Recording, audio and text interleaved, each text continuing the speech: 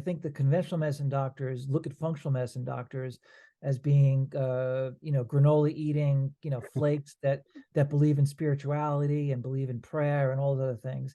And the functional medicine doctors, look at the conventional medicine doctors and say, it's basically diagnose and adios. Here's your problem. Here's the medication.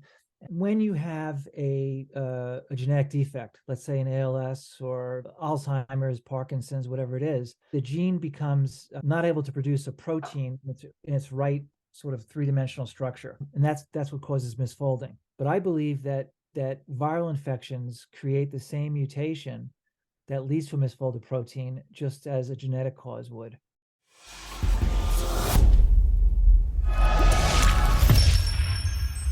All right, welcome everybody to the Live Damn Well podcast. Today I have with me an amazing guest, Dr. J. Lombard, a visionary of the mind and brain, a practicing neurologist for 25 years, a speaker and author of several best-selling books, including The Brain Wellness Plan, Freedom from Disease, and The Mind of God, which have not only put functional medicine for brain health in the public eye, but have also spurred important conversations regarding spirituality, God, and faith in a world which has been consumed by nihilism. Dr. Lombard, it is truly an honor to talk to you today. Thank you. The honor is mine. Thanks, Jorge. So I want to get started with your TED Med Talk in 2012, which really, as you put it in several other interviews, that sort of launched you into the public eye as sort of as in your words, a contrarian, where you started to talk about the limitations in psychiatry, how we have really no biomarkers to assess several psychiatric illnesses. And really the problem is if we don't have biomarkers, as I understand it, we can't look into the root cause. And if we can't look into the root cause, we can't think about root cause solutions. And, you had a good example, which was you go into your cardiologist and you say that you have chest pain, and the cardiologist looks at you and says, yep, you have chest pain, right? It's like you're trying to treat the chest pain. You're not trying to look at what is underlying that chest pain. You also hint to this role of the immune system in psychiatric illnesses and neuropsychiatric disorders. You talk about this mind-brain connection where it's not really separate. We have the mind influencing the brain creating these feelings, thoughts, and experiences. Is my summary here correct of the talk? And what has changed since then? That's the best summary I've ever heard of my thoughts about neurology and psychiatry ever. So thank you for summarizing it so well. Beautiful. I'm glad to hear that. What has sort of changed since then? Because I imagine that you've had a lot of breakthroughs since that 2012 TED Talk. So can you sort of walk me through since that, I guess, time of you being sort of revolutionary in this field?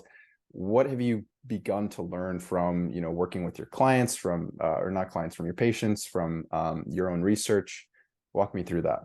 Sure. So I think that one of the biggest issues that I think people are facing with are autoimmune diseases, correct? So there's been an upsurge in lupus and other immunological diseases.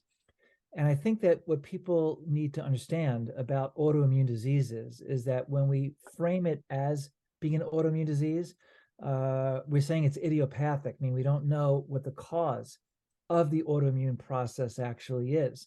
So my research over the last 5 years has really pinpointed that viral infections particularly are what evokes autoimmune diseases. So what I found that is if we try to suppress the immune system in autoimmune diseases, which is what's conventional, if you have an autoimmune disease, you take a steroid or several different types of steroids. But what if that's actually suppressing the normal immune response to an infection? You are basically kicking the can down the road by not addressing the root cause of autoimmune disease, which I believe is viral. And what are the problems there with taking immune suppressing medications for viral infections, for example, or autoimmune diseases? Yeah, they immunosuppress, which means people are more likely to get infections. In the short term, would you say that is useful at all, or is it, long-term or short-term different in sort of the efficacy there of those sort of things? I think that we have to understand that there is a need to suppress overactive immune system activity. So I'm not saying that we should give up on the idea that types of immunosuppressive therapies are not warranted in a clinical situation. although there's a lot of very interesting research that has been applied now to Duchenne's muscular dystrophy, which is a genetic disease that is treated with high doses of steroids. There are now novel glucocorticoid receptor antagonists that are cortisol sparing, meaning that you're able to normalize the immune system as opposed to suppressing it by using these newer types of medications that are anti-inflammatory without being steroid based. Interesting. So the way I'm understanding it is that in a lot of these autoimmune disorders, or when you get, a viral infection, which then may prompt certain neurological disorders that are inflammatory in nature, you get sort of overactivation of the immune system. And what many of these immunosuppressing drugs are doing are sort of bringing it back to the other extreme where it's too immunosuppressed and you want it to sort of in the middle. Exactly right. Okay. Okay. I want to dive deeper into all of these things, but first, I really wanted to get more of your backstory because you're a very fascinating person to me as somebody who's very interested in neuroscience, because you integrate so many different fields, which I think is what I found in my own journey of sort of healing from a lot of things like insomnia and depression and anxiety. I found that it's a holistic approach. It's a functional medicine approach to looking at all of these different factors in our lifestyle and seeing how we can sort of make little tweaks here and there to have the biggest impact rather than myopically looking at one sort of solution. You've said before, I think it was the interview with Mark Hyman, that there's no such thing as neurology in the sense that, when you think about treating the brain, there's, impacts from the gut, there's impacts from, your circulation, there's impacts from your environment. And so really what I understood from that is we need to look at this picture more holistically rather than just like, if we're looking at depression, let's just look at the brain sort of thing. And you've said that you're happier now because you have tools to help patients. I'm interested, what was it like before you jumped into functional medicine when you didn't have these sort of tools?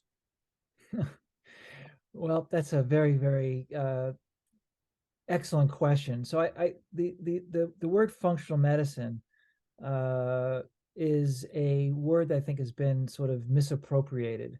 The correct terminology for functional medicine, in my opinion, is systems biology.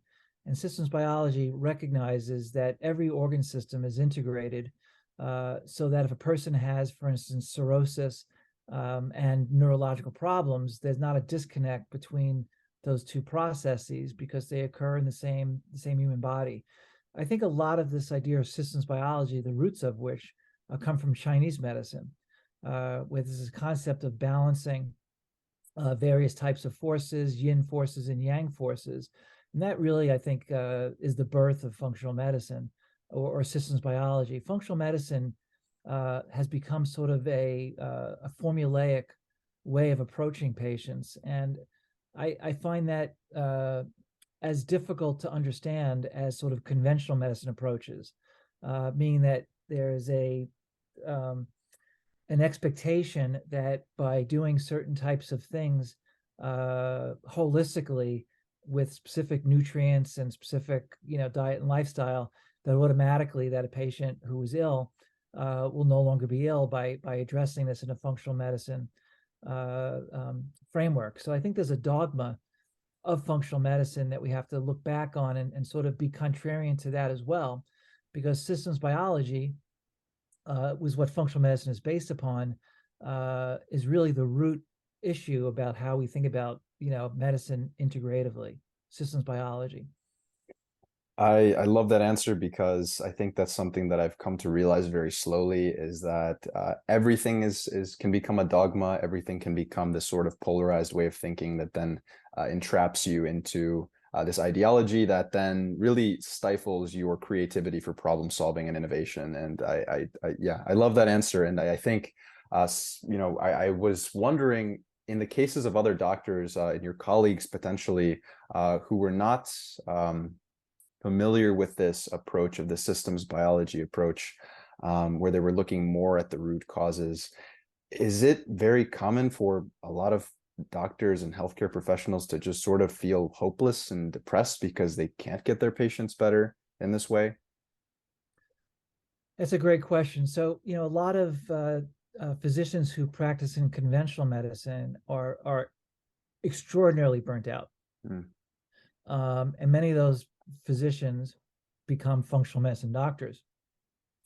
And the beauty of the functional medicine paradigm, not to dismiss its value, is that it does take a holistic approach, primarily by establishing trust between the doctor and the patient. So if you're experienced with a conventional physician, let's say you have a history of epilepsy and you go to a neurologist with epilepsy, they're only going to give you the standard of care, meaning that, okay, these are the medications that are approved for seizure disorder. Here's a prescription for that. We'll check your blood levels in a couple of weeks and, come back in 6 months unless your seizures are poorly controlled. A functional medicine doctor would take all that information into their consideration, but also develop a rapport with the patient so that the patient feels comfortable asking questions about the treatment, and modifications of accessory types of things, diet, stress, all those other issues can be added to the conventional treatment. So I think that, again, I like your idea that there's this dogma that needs to kind of be looked at objectively, because I think the conventional medicine doctors look at functional medicine doctors as being, granola eating, flakes that believe in spirituality and believe in prayer and all those other things. And the functional medicine doctors, look at the conventional medicine doctors and say, it's basically diagnose and adios. Here's your problem. Here's a medication, and good luck, and come back in 6 months unless you have problems before then. So, my goal in life has been to see if there's a way of integrating conventional medicine and functional medicine by really getting to the root cause of disease in general. Because then you open up the door for what's called translational medicine, which is what we discussed before the interview. Tell me about that. And for anyone listening who doesn't really know what translational medicine is and the importance of that, which we talked about before the podcast, what do you think the role of translational medicine might be in bridging the gap between conventional medicine and functional medicine? Well, that's a gap that keeps getting narrower as time goes on. And the way that you narrow that gap between conventional medicine, integrative medicine, is really through the promotion of what are called N of 1 studies. And this is something that I've had personal experience with. It's a recognized approach to serious conditions, meaning that instead of being randomized into a double-blind study where a patient can get placebo or an active drug, instead of that, the patient is their own control. And it's a sort of reiterative process where you give something to a patient. You have specific biomarkers that can indicate, the effect of an intervention, along with, clinical assessments like, in neurology, looking at motor strength and all those other issues. But it's a way of actually promoting translational medicine. So translational medicine means is that there are discoveries happening all the time. There are, old drugs that have been repurposed, that have efficacy for conditions that the drug is not initially approved for. And by doing an N of 1 study, you could take the translational medicine research into the clinic by actually objectively defining its effects instead of a large randomized study, just the effects it has on that one particular patient. So would you say, is it correct to say that translational medicine may be sort of similar to like experimentation? Can you think of it like that? It's experimentation, but it's also what I find, because I personally treat a lot of patients with ultra serious rare diseases. And there was a law just instated, I think like 4 or 5 years ago by Congress, called the Right to Try law, which means, and it's recognized by the FDA, that if a person has a fatal, invariably fatal disease, they have a right to access treatments that are either not approved or currently being studied, or that have been approved by the FDA for other purposes. Okay, that makes a lot of sense. And I know that was in some regard the case with COVID, at least, at the beginning when treatments weren't available. I know that many physicians, several of which I interviewed, that were sort of experimenting with different things that weren't necessarily, they didn't have a randomized controlled trial for X drug, but they were still trying it in their clinic, kind of thing. Right. Yep. Now, right now, you mentioned that so you were trained in psychiatry, as well as in neurology, but right now you're more focused on things like ALS, like Parkinson's, like neurodegenerative conditions. So right now, what are you currently most fascinated by in your research, in your clinical work? Maybe any stories that are sort of noteworthy from your clinic? Oh, I love that question. So I've kind of reached, I think, the pinnacle of my understanding about ALS, particularly. In fact, I'm in the process of writing a paper about my theory of ALS. But I decided recently that I was going to shift my attention back to autism, because when I trained in neurology and psychiatry, I had the opportunity to meet a man named Bernie Rimland, who was the father of Rain Man. I don't know if you ever watched the movie about Rain Man. It's an autistic, severely savant autistic patient played by Tom Cruise and Dustin Hoffman. It's a great movie if you haven't watched it.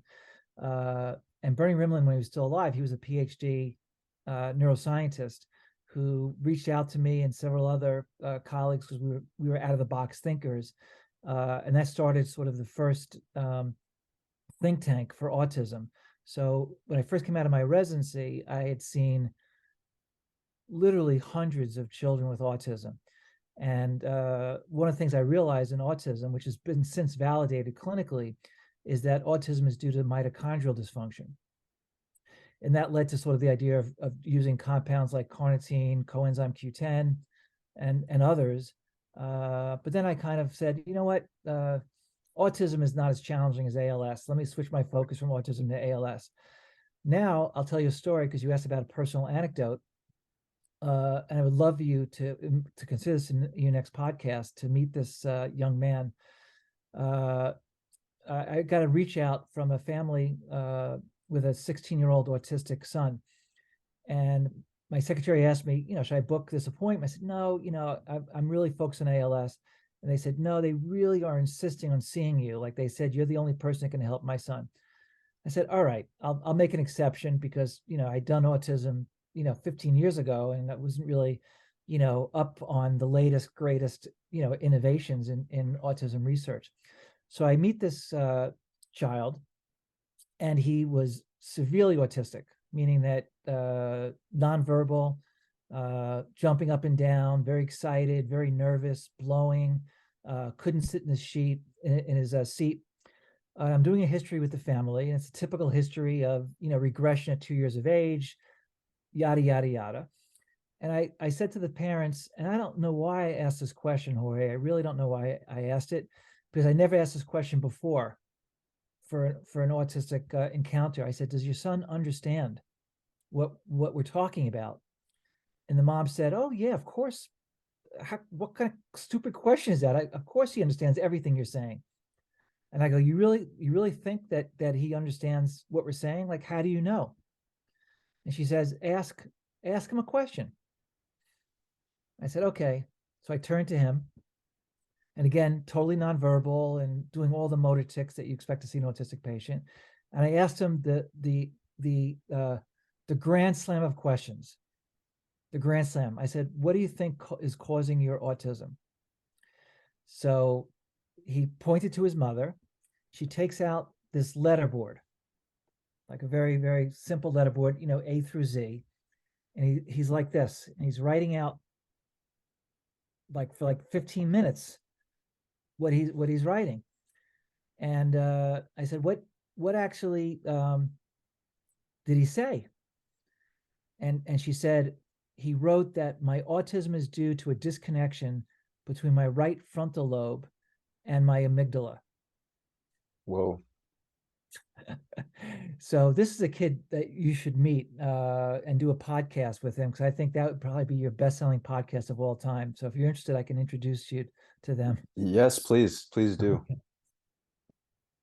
Wow. And so you're okay. So you've done work with autism, but right now you're mainly focused in on on ALS. That's fascinating. I actually, that reminds me, I wanted to ask you, what is it about the hardest diseases to treat, like ALS, which I didn't know until looking into your work, that ALS is really seems to be one of the most serious and terminal conditions that there are. Why are you drawn to those really difficult cases, and what drives you to pursue them? That's an amazing question. Thank you for asking it. It's based on my spiritual belief, to be honest with you, that there's always an answer, no matter how impossible it seems to get to that answer. And being a bedside person, I sense the fear, the frustration, the heartache that these patients feel when they go to some other doctor and say, look, you have 18 months to live and get your affairs in order. So I think that's what primarily drives me. That's yeah, I can see that. Would you consider yourself to be a highly empathetic or sympathetic individual? It's a problem, but yes, Yes. it's a problem, but yes. I mean, it's there are several physicians I've met just recently, by the way, who have a similar capacity of being empathic, and it's a quite the best doctors, in my opinion, are empathic doctors, but it takes a huge toll on us. It's a tremendous energy drain, to the point where people say to me, like, why don't you do something easy? Do like migraines and carpal tunnel syndrome and all those kind of issues like that. And I say anybody can do that. Like that's so easy. Carpal tunnel syndrome is the simplest thing in the world to treat. I went to medical school with the belief that there are answers to questions that no one else has figured out before, and I want to be one of those kinds of people. Um, and I've had success with rare diseases in my clinical practice, which gives me the motivation to push harder in this arena. Yeah, that's beautiful. I think I was talking with my previous podcast guest about what things like depression or anxiety can actually teach us, which sounds kind of strange, but I think in my own experience of depression, it certainly did teach me something. And to me, it was that, and I don't know if you agree or disagree, but for me, the learning lesson was that I don't really have, I didn't choose to be born. I didn't choose to be born as privileged of a position as I am born in. And it's difficult to see so many people suffering. And that is something that I would like to, if I were in that position where I was born in a very non-privileged position, where I was, born with some sort of birth defect or genetic abnormality, I would wish somebody in a privileged position was taking care of me. Right. Yeah. And so I totally get that. Sorry, I'm getting a little Oh, that's emotional. beautiful. I'm glad you shared that with me. That's really beautiful. And I think that's why, I believe that the universe, there's like there's materialists that believe that the universe is completely random, it's capricious, it doesn't really care about anything other than just, bare existence. And there are those that are more spiritually oriented and believe that the universe has a capacity for feeling, in a way that people like yourself that focus on the root causes of pain in patients and wanting to relieve them, uh, is really a remarkable feather in your cap, because I think the same way as you do, meaning that what is our purpose in life, right? Is our purpose in life just to make a lot of money and ride boats and take dance lessons and go to baseball games and football games? Or is there a greater purpose in life? Does life have purpose? And I think finding your purpose through healing is ultimately what the universe has called you upon to do. And I think I haven't read, to be totally honest, your book, The Mind of God, although that is on my list of books to read. Uh, where do you see that from a neuroscientific perspective? Where do you see sort of the purpose, the need for a purpose, from that perspective? You know, first of all, there's a great book by I think it was Schrodinger, which was one of Einstein's colleagues, that wrote "What is Life," and to consolidate and sort of put into a very simple thing: life is purpose, meaning that without purpose, there's no life. You know, even evolution is purposeful, even though people think it's random. It's purposeful in that it's looking for best fit strategies for the organism to survive. So there is a purpose behind, quote, the purposelessness of evolution itself. But the idea that you know, people who suffer from depression, for instance, their depression is due to a sense of purposelessness. So if you can sort of, you know, click into that aspect of their depression, and to kind of reframe the conversation they're having with themselves, that your life has purpose, and here's what your purpose is, that can really uplift people in a way that a medication can't.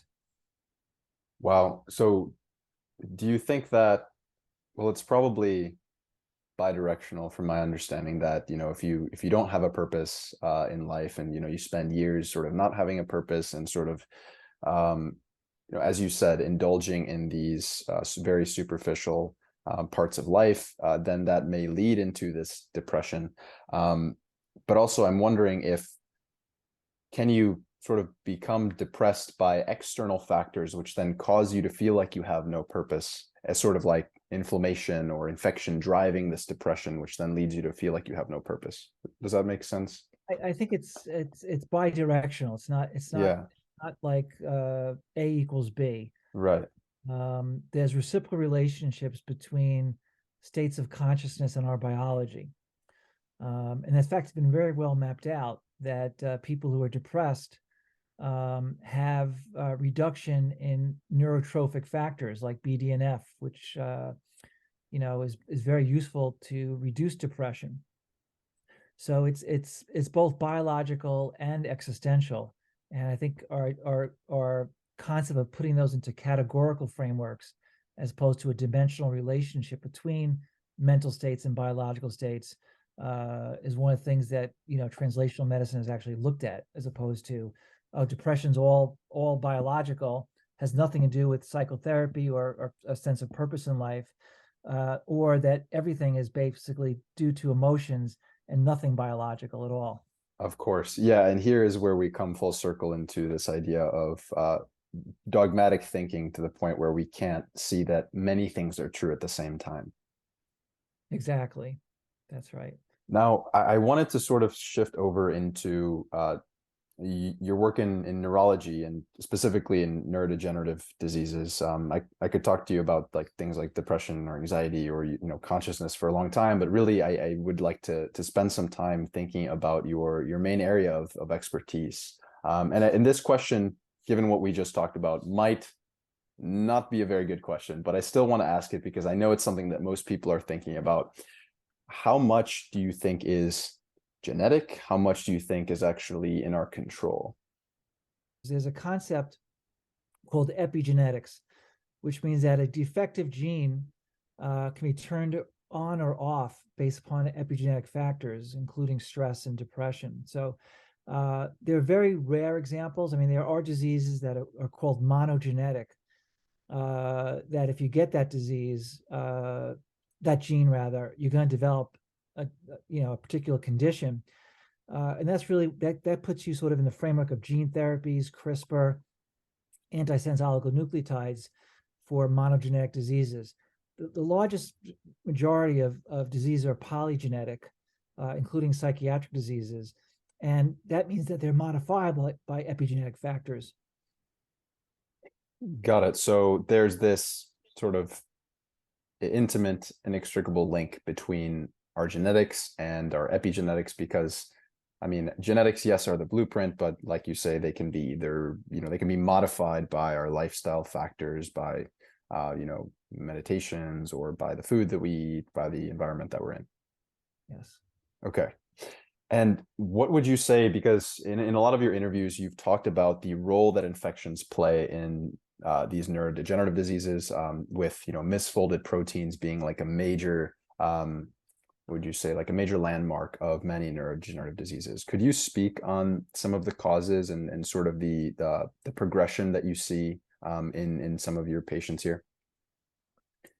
I think that, one of the sort of observations very important for people to consider is that emotional states, either positive or negative states, affect the biology of any disease, meaning that people that remain strong and hopeful and have a lot of social community support have better long-term prognoses than those that lack those types of support agents around them. And the question is really how do we kind of take that information and make it widely available, even at research centers, so that they consider these, psychological factors as being as important as the genetic research that they're occupied within. So, my hope is that one day that will be fully integrated, as opposed to, okay, well, if you're depressed, go see a psychiatrist. Psychiatrist knows nothing about the condition the patient's suffering about, and the specialist who's seeing that patient with the condition knows nothing about psychiatry. There has to be this, true integrative medicine model where physicians begin collaborating again. When I finished my neurology residency, it was routine.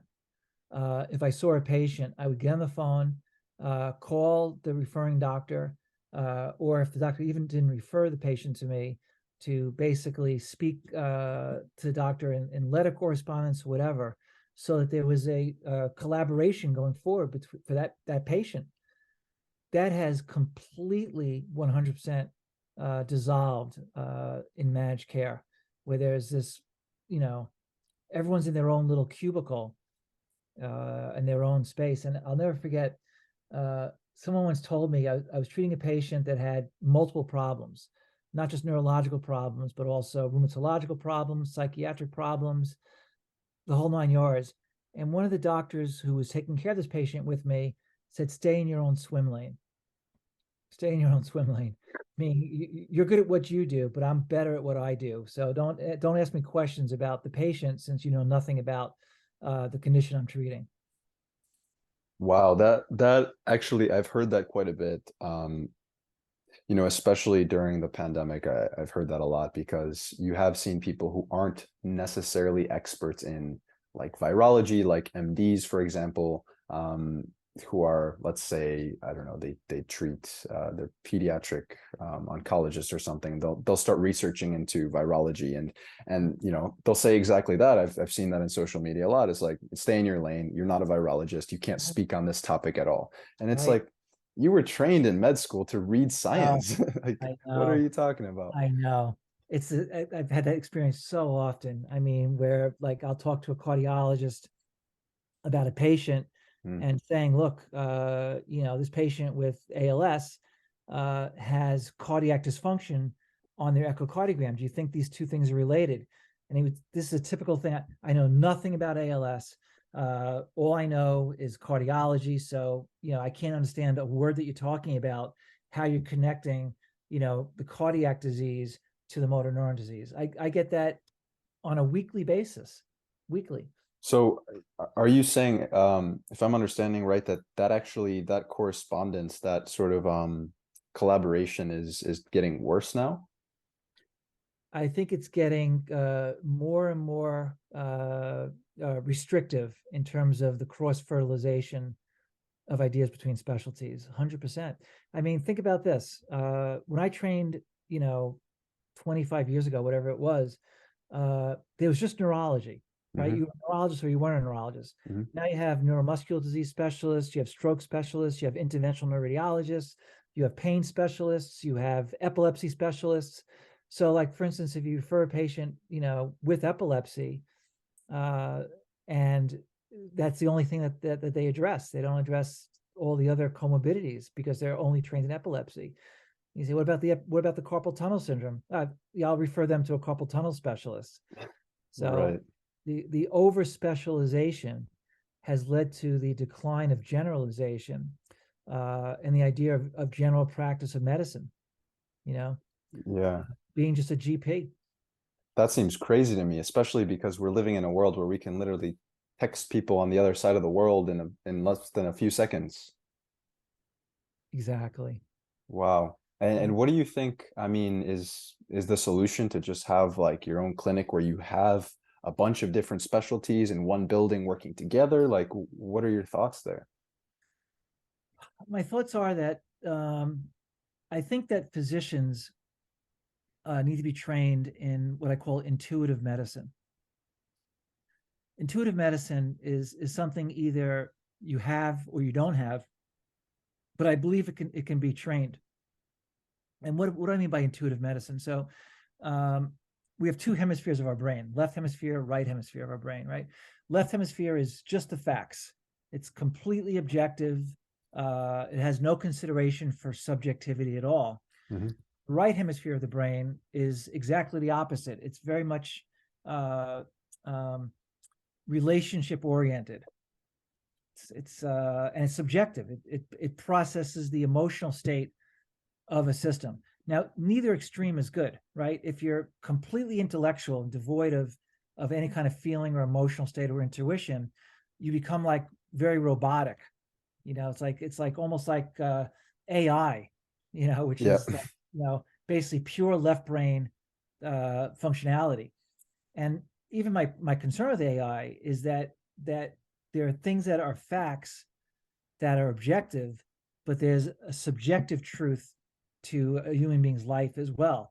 So unless you're able to access that and to learn about that, you really, on the other extreme of behaviors.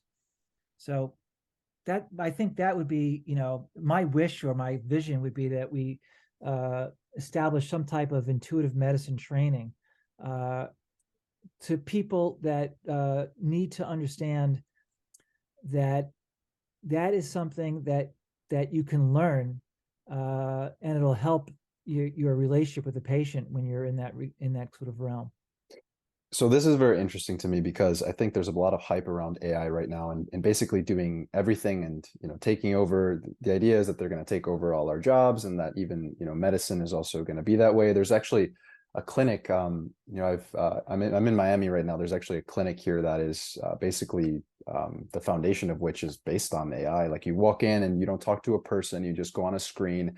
They get your vitals all like in this machine and you don't even ever look at a human until you finally get into the doctor's office and you have a conversation with them, which is insane to me. But what you're saying makes a lot of sense, that yes, you can gain all of this analytical insight from this AI, but the human touch, the subjective experience of depression or the subjective experience of ALS is something that AI may not be able to touch. Right. Yep. Now, getting back to the other causes of neurodegenerative diseases. So you mentioned that having a sense of purpose is very important, that this social and psychological factor here of feeling like you're connected to people is very important, and they tend to have better outcomes than the people who don't have that social connection and who don't have that sense of purpose in their life. On the biological side of things, where do you see, is there like it's probably not linear, but is there something close to that? I know you've mentioned like infections, you've mentioned the misfolded proteins, you mentioned oral health in the past. Kind of walk me through, where do we start? It's a great question, but you're a fantastic interviewer. Thank you. You are. Um, so here's something I recently discovered, and I hope I can explain this to people that are, non-neuroscientists and also who aren't virologists. But all of the ability to learn in the brain is based upon a specific group of proteins that actually regulate synaptic neurotransmitter levels. It turns out that the proteins involved in learning have exactly the same structural elements as viral proteins. In fact, a large portion of the human genome is viral. So we've evolved with viruses, basically, and they're always within us. When a person has COVID-19 infection or herpes or anything else like that, the only reason that they don't remain fully symptomatic is because they're in a quiescent or a hibernation stage, and that hibernation stage gets reactivated to an active infectious stage based upon stress and immune depressive mechanisms. Mm-hmm. So once we understand that these infections are really driving mutations, I believe that infections are the drivers of mutations, that we can get a deeper understanding regarding how we can actually have antiviral therapies that are based upon attacking their memory, attacking their sort of intracellular brain, so that they're not able to adapt to host sterile processes, right? So T cells are sort of the primary signaler of infections, including viral infections. T cells have memory, right? So what do viruses do? Part of their tricks are to suppress T cell memory. So the T cells no longer recognize that the virus is a virus, and that's how they suppress the host immune system. So why not do the same thing against them? In other words, instead of they're attacking our memory centers, we attack their memory centers, and that's kind of the research I'm working on right now. And how would you say, for people hearing that, infections can lead to mutations, what do you exactly mean there, and how do you translate that to this misfolding of proteins? So when you have a genetic defect, let's say an ALS or Alzheimer's, Parkinson's, whatever it is, the gene becomes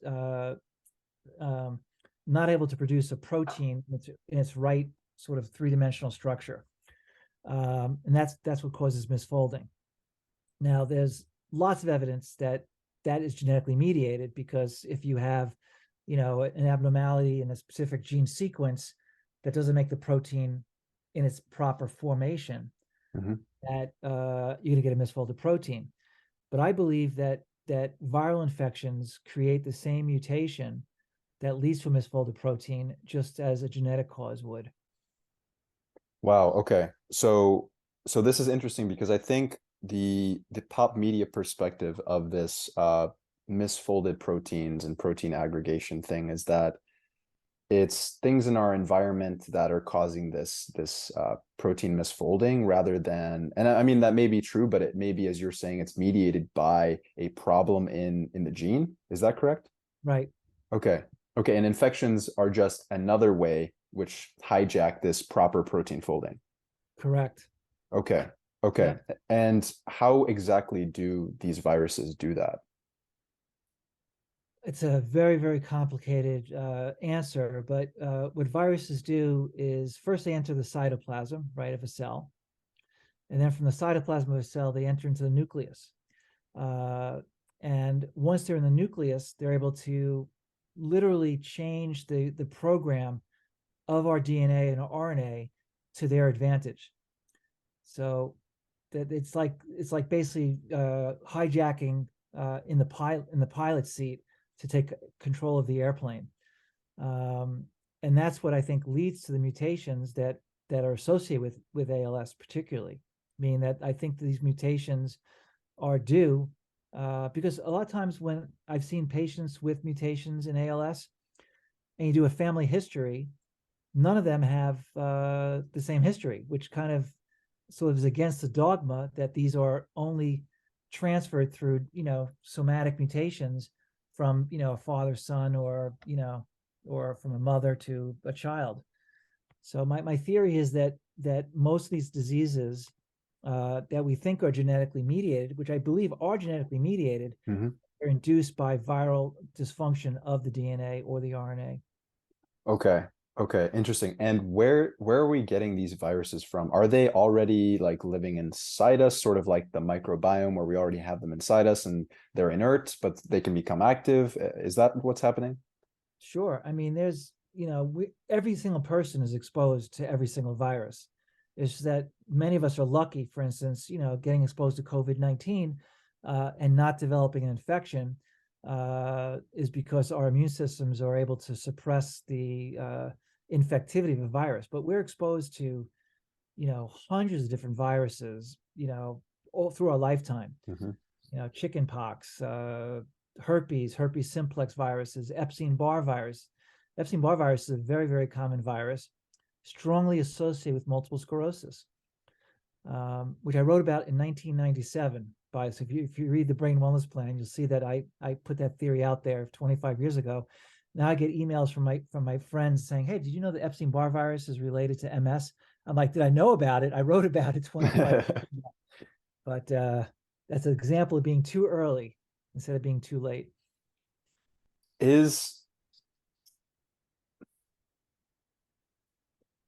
So these viruses that we're exposed to, which may or may not be activated, it sounds like we have some amount of control regarding whether they are actually activated and cause some sort of pathology in us or not. Is that true? Do we have some sort of control and whether, some pathogens get activated and cause damage and some just stay inert?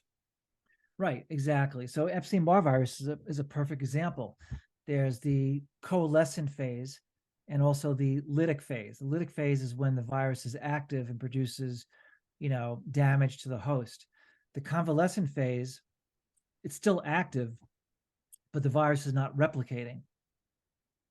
So there are specific immune system mechanisms that hopefully are able to suppress, because once it's in the cytoplasm, unless there's a full ability for our immune systems to get to it at that point, it's going to stay there forever.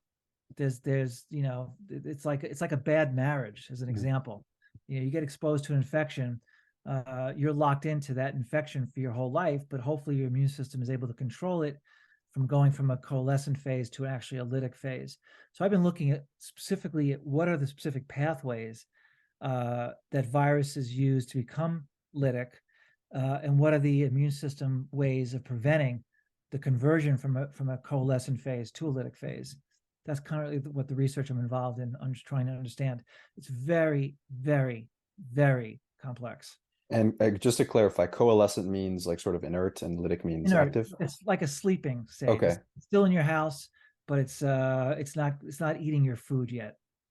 Got it. Okay. And so basically by keeping it inert, are there things in our lifestyle, by the way, that we can do to sort of keep it inert, to sort of support our immune system so that they don't become active and cause damage?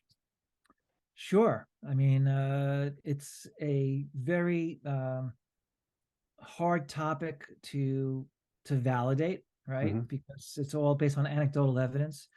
But certain, supplements like vitamin D, for instance, has been shown in certain levels to prevent reactivation of various viruses. Zinc Mhm. also may have some antiviral effects. But I think there needs to be a deeper exploration into the specific mechanisms. It's kind of like a broad stroke. I think that where translational medicine is going is to understand what are the specific activating pathways that go from a convalescent stage to a lytic phase, and that's a very, very deep question. There's not a really clear answer at this point regarding the answer to that question, though. Okay, interesting. So I wanted to talk a little bit more about the mechanisms of these misfolded proteins. You've mentioned in the past that these can aggregate and sort of cause problems in the brain, leading to neurodegeneration. Sort of two of the things which I have heard of from your interviews that are helpful in sort of preventing against this are the heat shock protein and the lysosomes. Could you talk a little bit about those? Wow, where'd you must have done your homework. I do my homework, yeah.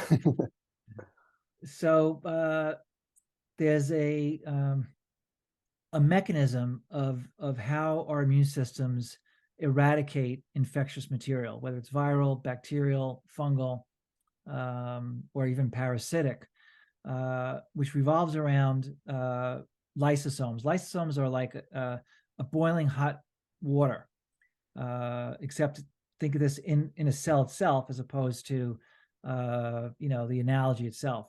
That boiling hot water is very acidic, meaning it's a very highly acidic state. And what the lysosome does in that regard is it relies on certain types of proteins called heat shock proteins that are able to identify various types of bacterial, viral, parasitic. They act as chaperones, meaning that they bind to those infectious material and take them to the lysosome to be dissolved. Now, what happens on an evolutionary basis is that these infections have evolved to understand these mechanisms and secrete enzymes that neutralize the lysosome, so that if you go back to the analogy of, you're trying to make chicken soup, and instead of throwing it into hot boiling water, you're throwing it into, water that's not boiling at all. So chicken stays there, and you go to see if it's cooked enough. And if you eat it, you're going to get salmonella poisoning. And if you don't eat it, you're going to wonder, well, why is this not cooking? So these viruses are secreting certain molecules called phosphates that are highly basic, that end up reducing the pH of the lysosome to prevent the lysosome from breaking down the proteins that are infection. Got it. So it sounds like the heat shock proteins are sort of like the bouncers at a club, finding people who are sort of causing trouble and kicking them out. Right. Okay, interesting. And these lysosomes are important because they can degrade and get rid of these problematic proteins? Exactly. Okay, got it. There was something else that you mentioned, because the way I'm sort of framing it in my mind now is there seem to be several different mechanisms by which the sort of pathophysiology of neurodegeneration happens. So, we mentioned the misfolded proteins and their aggregation and the dysfunction of the lysosomes. Are there also, by the way, like problems with the heat shock proteins not doing their job correctly? And is that something that can be targeted? Yes.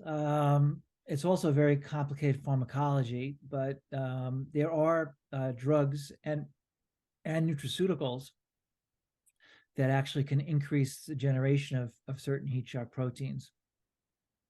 There's a drug that was in trials for ALS called araclimolol, which actually induces heat shock protein 70, and heat, hypothermia, fever. Fever is the best antiviral that there is, because when you have a fever, you're activating heat shock protein 70s that are designed to prevent the degradation of host proteins while breaking down the proteins that belong to viruses or infections. So if you want to know the best anti-infective agent, it's what nature gave us, which is fever. Are you a proponent of sauna use and cold therapy? Yeah. 100%. Yeah. Yep. Interesting. You mentioned there's some nutraceuticals that could be helpful here. Which of those seem promising? I have to go back on my notes because off the top of my head, I don't remember looking at this problem since you brought it up. So I don't want to speak out of turn about what things actually increase heat shock proteins. Most of them are what are called isothiocyanates from broccoli and cauliflower. Those, the cruciferous vegetables have a lot of way of promoting heat shock protein 70.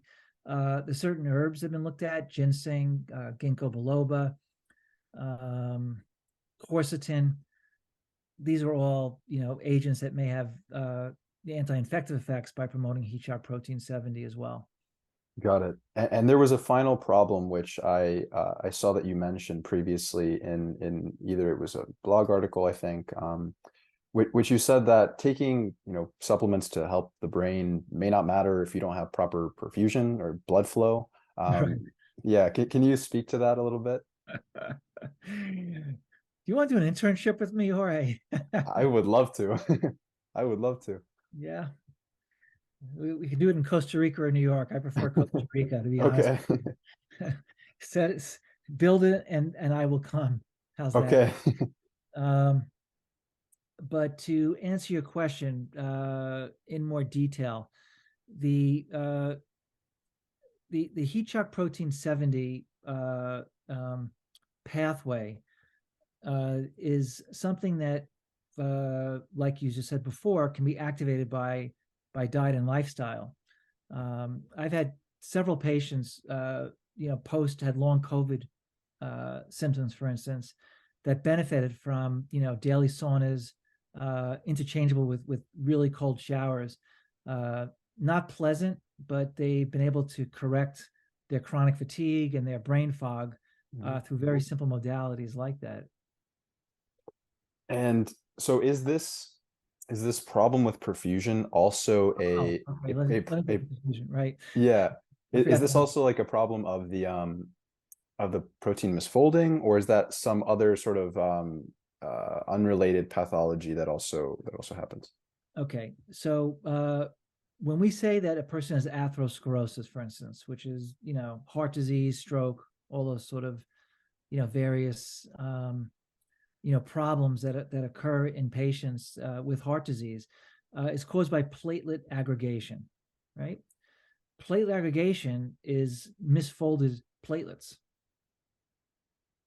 So the idea is, and this comes from some research that was done by a neuropathologist who, when I did my rotations in neuropathology many years ago, demonstrated that in ALS patients, particularly, they have vascular abnormalities. So we think of ALS as only being, a neurological disease, but it may be a neurological disease secondary to vascular impediments, where these misfolded proteins prevent the vascular supply to the brain and the spinal cord. The spinal cord particularly is very vulnerable to ischemia. Got it. Okay. So if I'm understanding correctly, then is it possible, and does it make sense to sort of have a flow of sort of in a rough order of events, where, let's say, this infection is not inert anymore, and then it causes this misfolding of protein, the lysosome no longer works, so you get this aggregation of proteins, and then that causes this aggregation to where you're not getting normal perfusion anymore, and then this is sort of exacerbating everything. That's right. Okay. Cells can't survive without blood flow, and like you heard me in the other interview, you can take as many drugs as you want or vitamins, but if there's not adequate perfusion to the areas that need them, it's really not going to work very well. Got it. And on the side of proper blood flow in the brain, are there some nutraceuticals that you can also target here, or is the approach just mainly to mention like the sauna and the cold therapy that you mentioned to help the protein misfolding? I recommend to a lot of my patients, unless there's like contraindications like peptic ulcers or bleeding or GI problems, taking a low dose aspirin. Aspirin, I think, is the best neuroprotective agent ever discovered by man, and that actually reduces platelet aggregation and increases blood flow. Wow. Okay. Interesting. Yeah, I had heard the thing about aspirin before, not in this context, but I don't know if there was a nutritional researcher named Dr. Raymond Peat, who became very controversial and very popular because one of the things that he did talk about was taking low dose aspirin for prevention of neurodegenerative diseases. So that's interesting. Oh, really? And is he still around, or is he? He recently died a couple of weeks ago, actually. Raymond Peat. Raymond Peat. Yeah. Peat. Yep. Okay. Yeah, he was fascinating. I'll send you a link to his website. He has some cool articles. Is there anything else that you would recommend in terms of improving this circulation? Physical exercise. Mm-hmm. Reducing your intake of certain saturated fats. My personal opinion is going on a vegetarian diet, although that's a very controversial topic. I believe that animal meat particularly can lead to atherosclerotic changes, whereas a high protein vegetarian diet can be devoid of those adverse effects from eating saturated fats. Meaning you can get saturated fats from nuts, avocados, and things like that without getting from meat. Interesting.